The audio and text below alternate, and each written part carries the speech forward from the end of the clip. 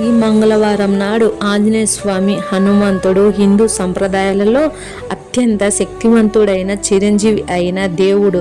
రామభక్తుడిగా, వాయుపుత్రుడిగా, అంజనాదేవి కేసరిల కుమారుడిగా పూజించబడతారు.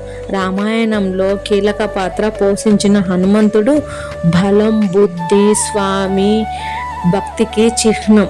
ఈయనను ఆరాధించడం వల్ల ఆపదలు తొలగిపోతాయని, భయం, బలహీనత నశిస్తాయని భక్తుల ప్రగాఢ విశ్వాసం.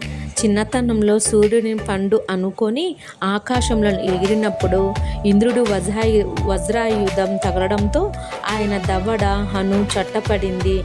అందుకే హనుమంతుడు అని పేరు వచ్చింది. అంజనాద్రి, తిరుమల, హంపి సమీపంలో ఆయన జన్మస్థలంగా నమ్ముతారు.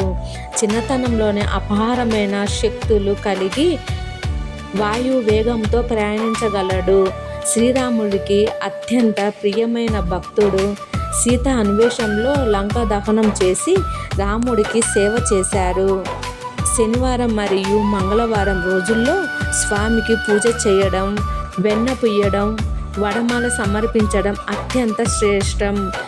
ఓం హనుమంతియే నమః మరియు హనుమాన్ చాలీసా పఠించడం వల్ల కష్టాలు తొలగిపోతాయని నమ్ముతారు.